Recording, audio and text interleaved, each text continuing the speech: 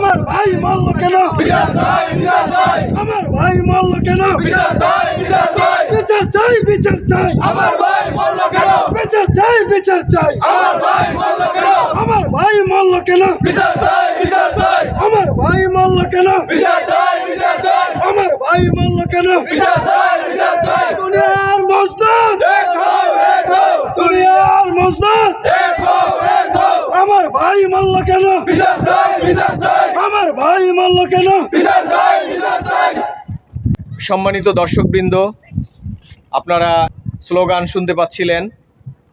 এটি ঘষিয়াখালী চ্যানেলের মুখে নোঙর করা বলগেট শ্রমিক এবং মাস্টারবৃন্দ এখানে উপস্থিত আছেন। তারা গত ৫-৬ দিন ধরে এখানে অবস্থান করছে। আমরা শুনব এর কারণ।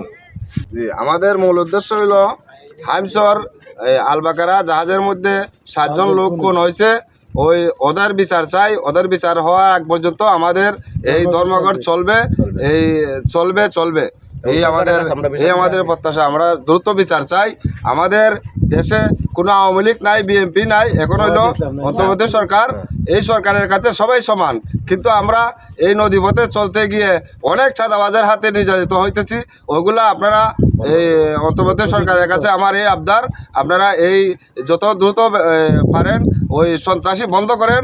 আর ওই আমাদের 7 ভাই খুন হয়েছে, ওদের বিচার অত দ্রুত বেগে করেন, এই আমাদের প্রত্যাশা। আসসালামু আলাইকুম। আচ্ছা, আর যদি আপনাদের আরো যারা সিনিয়র আছেন আপনারাও কিছু বলতে পারেন। আসেন আসেন। জি, আপনাদের এই যে আন্দোলনটা আপনারা করছেন ধর্মঘট, এর মূল রহস্য এবং আপনাদের অন্তরের যে দাবিগুলো যদি আপনারা এখানে। এর মূল রহস্য হলো আলবাকারা জাহাজ হরিণার নামায় মাঝের চর 7 জন আমাদের ভাই খুন হয়েছে। এই ভাইদের কিভাবে খুন হয়েছে? আপনি ডাকাতের হাতে 7 জন ভাই আমাদের খুন হয়েছে। আমাদের সাথের ভাই, এদের বিচারের দাবিতে আমরা এই ধর্মঘট ডাক দিয়েছি। এই বিচার না হওয়া পর্যন্ত আমরা এই ধর্মঘট চলবেই।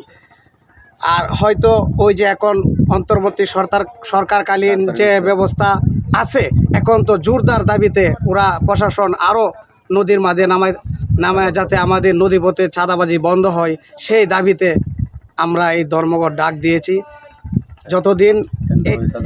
যতদিন এই বিচারের আওতায় তাদেরকে না আনা হবে ডাকাতদের, এই ধর্মঘট ততদিন চলবেই। সম্মানিত সুধীরবৃন্দ, আপনারা শুনছিলেন একজন সিনিয়র মাস্টার এবং আর একজন সহযোগী অর্থাৎ এই বলগেটের কর্মচারীর বক্তব্য আপনারা শুনছিলেন। দেখুন, তারা এখানে গত 5-6 দিন ধরে এইখানে নোঙর করে আছে।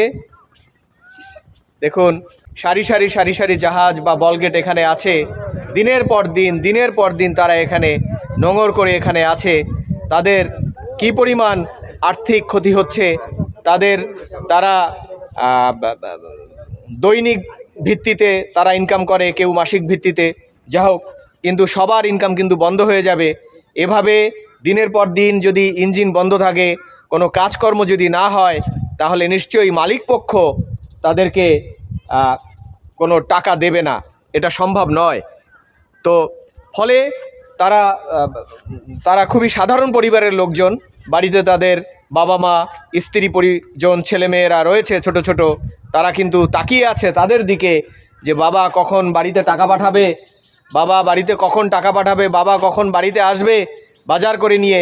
তারা কিন্তু সেই আশাতেই আছে, কিন্তু সেই আশা তাদের পূরণ হবে না যতক্ষণ না পর্যন্ত এই হাইমচরের জাহাজে যে খুন হয়েছে 7 জন, সেই খুনের সঙ্গে জড়িত যারা, তাদেরকে যদি অ্যারেস্ট করা সম্ভব না হয়, তাহলে কিন্তু তারা এবং তাদের দাবি দেওয়া, তাদের যে জীবনের নিরাপত্তা, টেন্ডারবাজি, চাঁদাবাজি, বালু তুলতে গিয়ে চাঁদাবাজি, অন্য টেন্ডারবাজি, নদী থেকে চলতে গিয়ে চাঁদাবাজি, টেন্ডারবাজি, ঠেক দেয়া, নানান রকমের যে সমস্যাগুলো রয়েছে, এই সমস্যার স্থায়ী সমাধান তারা চায়।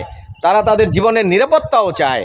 এই জীবনের নিরাপত্তা নিশ্চিত করার দায়িত্ব অবশ্যই নৌ পরিবহন মন্ত্রণালয়ের।